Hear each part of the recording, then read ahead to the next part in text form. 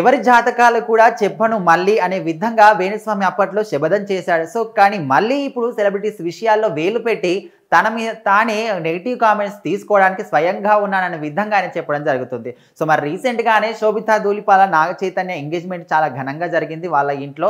So, అది జరిగి కొద్ది గంటలు గడుస్తున్న సమయంలోనే వేణుస్వామి వాళ్ళ మీద ఒక బాంబ్ పేల్చడం జరిగింది. సో, వాళ్ళ జీవితంలో 2027 తర్వాత ఒక అమ్మాయి వల్ల డిస్టర్బెన్సెస్ వస్తాయి. మళ్ళీ వీళ్ళిద్దరు కూడా విడిపోయే అవకాశాలు కనిపిస్తున్నాయి అనే విధంగా అయితే ఆయన వీళ్ళిద్దరు జాతకాలు చూసి వీళ్ళ గురించి ప్రెడిక్షన్ చేసి చెప్పడం జరిగింది. సో, ఇది చూసిన నాగ చైతన్య ఫ్యామిలీ వాళ్ళు కావచ్చు, లేకపోతే నాగ చైతన్య అక్కినేని ఫ్యామిలీ అభిమానులు అందరూ కూడా ఆయన మీద ఫైర్ అవ్వడం జరుగుతుంది. శుభమా అంటూ ఎంగేజ్మెంట్ చేసుకుంటే కొన్ని గంటలు కూడా గడవక ముందే ఈ విధమైన ప్రెడిక్షన్ ఏంటి, వాళ్ళ జీవితాల గురించి ఈ విధంగా చెప్పడం ఏంటి, నీకు చాతనైతే దీవించాలి కానీ విడిపోతారని ముందుగానే చెప్పడం ఏంటి అనే విధంగా అందరూ కూడా ఆయన విపరీతంగా ఫైర్ అవ్వడం జరుగుతుంది. ఒక విధంగా చూస్తే గతంలో నాగ చైతన్య సమంత కూడా విడిపోతారని చెప్పిన వేణుస్వామి ప్రెడిక్షన్ మాత్రం 100% నిజమైంది. వాళ్ళిద్దరు కూడా విడిపోయారు.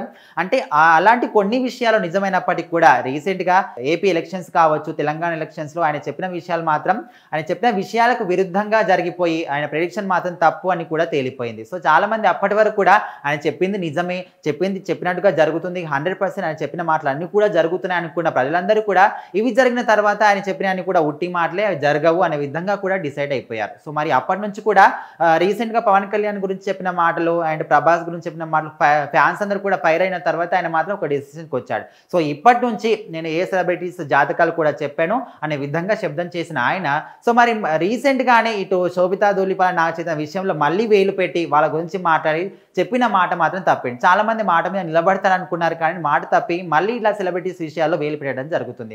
సో, మరి వీళ్ళ గురించి ఈ విధంగానే కాకుండా అసలు నాగ చైతన్యకు తండ్రి అయ్యే అవకాశాలు లేవు, చాలా తక్కువగా ఉన్నాయి, తండ్రి స్థానంలో దోషం ఉంది, ఈ విధంగా వివిధ రకాలుగా వాళ్ళు మళ్ళీ విడిపోతారు, ఇట్లా నెగిటివ్ కామెంట్స్ చేసినప్పుడు చాలా మంది ఈయన మీద ఫైర్ అవ్వడం జరుగుతుంది. సో, ఇదే క్రమంలో Telugu film journalist association, Telugu film digital media association వాళ్ళు ఒక డిసిషన్కి వచ్చారు. ఏ విధంగా అంటే ఈ రోజు వాళ్ళు పోలీస్ స్టేషన్లో వేణుస్వామి మీద కేసు పెట్టాలని కూడా నిర్ణయించుకున్నారు. ఎందుకంటే ఈ విధంగా నెగిటివ్ కామెంట్స్ పెట్టడం ఏంటి అనే విధంగా, అంటే శుభమాంటూ వాళ్ళు ఎంగేజ్మెంట్ చేసుకుంటే కొన్ని గంటలు కూడా గడవక ముందే ఈ విధంగా చెప్పడం ఏంటి అంటే, సో ఈయన ప్రెడిక్షన్ మీద వాళ్ళందరూ కూడా ఈ డిసిషన్కి వచ్చి పోలీస్ స్టేషన్లో ఆయన మీద కేసు పెట్టాలని కూడా నిర్ణయించుకున్నారు. సో, మరి చూస్తుందా ముందు ముందు ఏం జరుగుతుంది అనేది.